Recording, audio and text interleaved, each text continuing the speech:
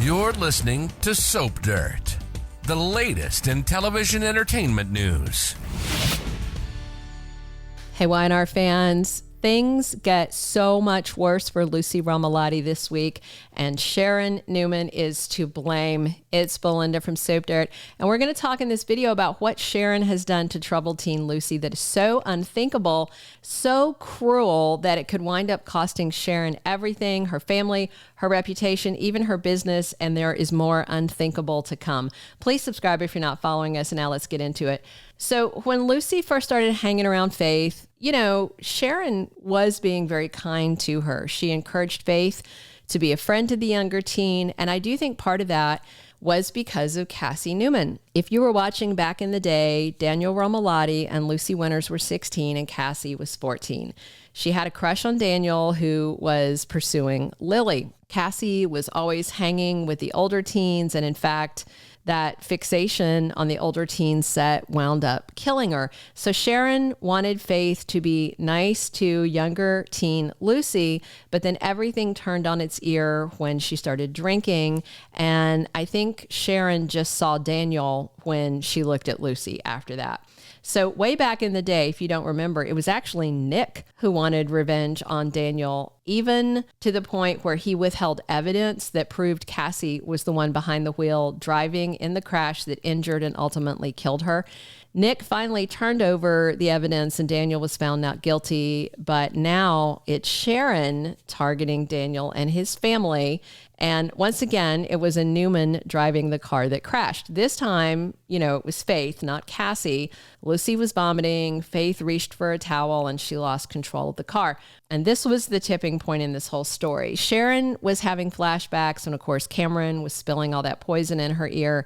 That built up until Sharon couldn't take it, and she went to kill Daniel by poisoning his whiskey. But the thing is, you know, he was not to blame for what happened to Cassie.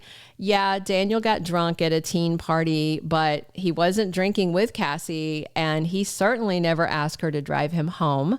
And Sharon's mismedicated state has her bipolar in this dangerous place and very unfairly focused on him. So when Heather confronted Sharon at the apartment, you know, obviously we know she killed Heather. We didn't see exactly what Sharon did because she went into a blackout fugue state while she killed her. At some point, I'm guessing we're going to get a flashback of Sharon bashing Heather's head repeatedly into the floor or something like that, because it was blunt force trauma. That was the first absolutely unthinkable thing that Sharon did to this kid. She murdered the only mother that Lucy's ever known. Sure, there's a bio mom out there, crazy Daisy Carter. She's never been around and doesn't need to be around. And then to make it worse, Sharon set it up to look like Heather abandoned Lucy and Daniel, another unthinkable act that she knew would devastate the teenager. And if not for those fishermen, Heather's body might not have been found. And now that it has, Sharon has done something even more horrible that will finish ruining Lucy's life. If she gets away with it, it will forever change her. And it's just too cruel to imagine. Let me set the scene. On the Tuesday episode of Y&R this week, Faith runs into Lucy at Crimson Lights. And Lucy tells her she just needed to get out of the condo. She's kind of been holed up pretty much since finding out that her mom, Heather, died. So Faith comforts her. Lucy's crying in her arms, and she's telling Faith about how Heather was really her only friend. Her mom was her only friend because she struggled to make friends after they moved around so much.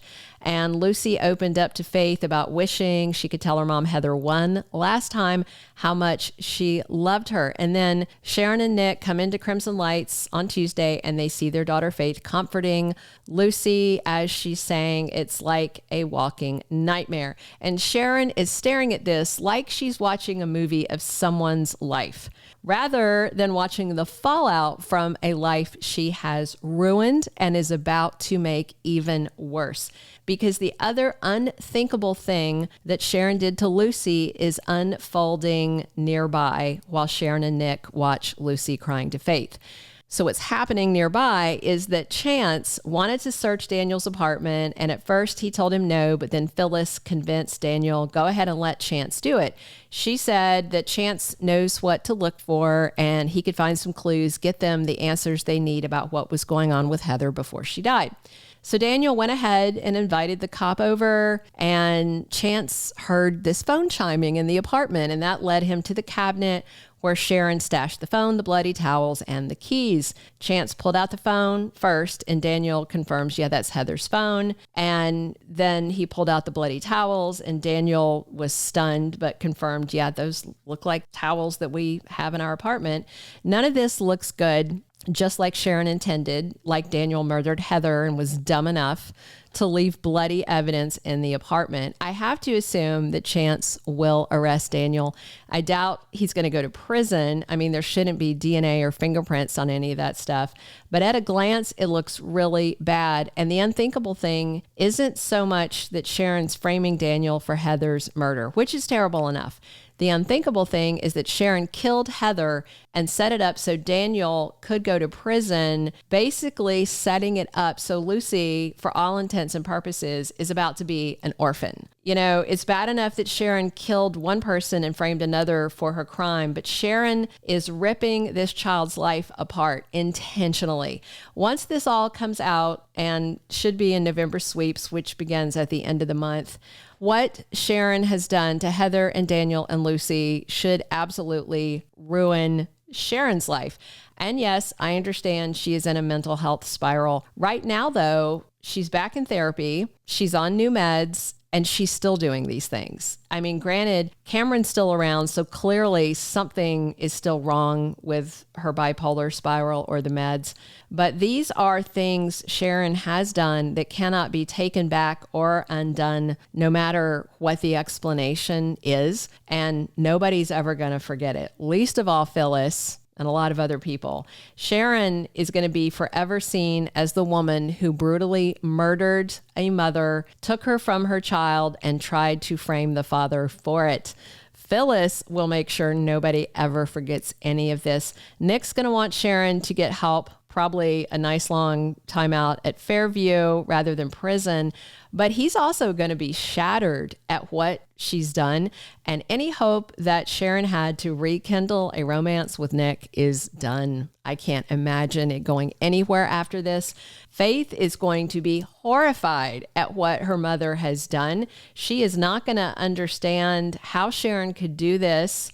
And she's going to feel so horrible for Lucy that I could see Faith walking away from Sharon, at least for a while, until Faith can find a way to come to terms with this horrible, horrible thing. Not just one thing, but this series of horrible things that Sharon has done to ruin Lucy's life. So the big question, how much will Sharon Newman lose over these unthinkable acts that she's done, ending Heather's life, trying to send Daniel to prison for life, and see Lucy spend the rest of her life without her parents?